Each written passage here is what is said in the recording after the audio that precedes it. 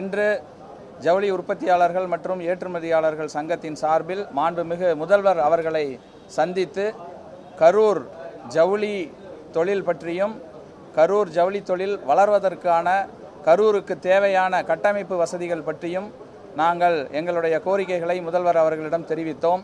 கரூர் வீட்டு உபயோக ஜவுளி தொழில் தற்பொழுது 10,000 கோடி அளவிற்கு உற்பத்தி செய்து 7,000 கோடி அளவிற்கு ஏற்றுமதி செய்கின்றோம். வருகின்ற 2030 வருடத்திற்குள் 25,000 கோடி அளவிற்கு ஜவுளி உற்பத்தி செய்வதாக இலக்கு வைத்திருக்கின்றோம். அதற்கு தேவையான வசதிகளாக காமன் பொது சுத்திகரிப்பு நிலையம் மற்றும் ஒரு மாவட்ட மாநாட்டு கூடம் மற்றும் டெஸ்டிங் லேப் போன்ற வசதிகள் தேவை என்று மாண்புமிகு முதல்வர் அவர்களிடம் தெரிவித்திருக்கின்றோம்.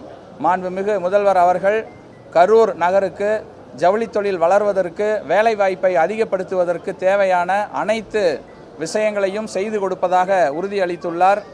வளர்ச்சி முக்கியம், ஜவுளி தொழில் வளர்ச்சி முக்கியம், வேலைவாய்ப்பு வளர்வது முக்கியம் என்ற கருத்துக்களை மாண்புமிகு முதல்வர் அவர்கள் எங்களுக்கு தெரிவித்தார்.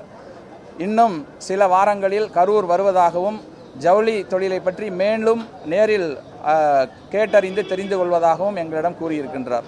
இப்போ எக்ஸ்போர்ட்டை பொறுத்த வரைக்கும் பார்த்தீங்கன்னா அதிக அளவு அந்நிய செலவாணி ஈடுபட்டு கொடுக்குறது கரூர் தான். இப்போ அதுக்கு நீங்கள் முக்கியமாக வேறு என்னென்ன மாதிரியான சலுகைகளை கேட்டிருந்தீங்க?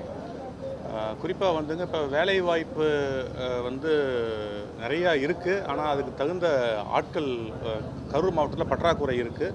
அதனால் வேலை இல்லாத மற்ற மாவட்டங்கள்லேருந்து கரூர் மாவட்டத்திற்கு பணிபுரிவோருக்கு தேவையான லோ காஸ்ட் ஹவுசிங் அந்த மாதிரி சௌகரியங்கள் வேணும்னு கேட்டிருக்கோம். அதே மாதிரி கட்டமைப்பு வசதிகள் தலைவர் சொன்ன மாதிரி கரூரை ஒரு சோஷியல் இன்ஃப்ராஸ்ட்ரக்சர் இதெல்லாம் ஏற்படுத்தி கொடுக்க சொல்லி கேட்டிருக்கோம். இதெல்லாம் பண்ணி கொடுக்கும்போது இன்னும் மேலும் தொழில் வளர்ச்சி அதிகமாகி அந்நிய செலவாணி ஈட்டுதலும் அதிகமாகும். திருச்சி டு மதுரை 6-வே ஹைவே கரூர் வழியாக வேணும் அப்படின்னு சொல்லி கேட்டிருக்கோம்.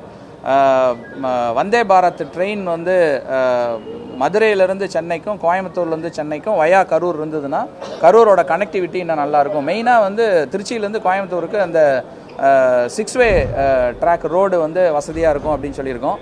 ஏர்போர்ட் லாங் டேர்மில் கரூருக்கு ஏர்போர்ட் ஒன்று கிடைச்சா அந்த க்ரீன் ஃபீல்டு ஏர்போர்ட் அப்படிங்கிறது வந்ததுன்னா நல்லாயிருக்கும் அப்படின்னு கேட்டிருக்கோம்.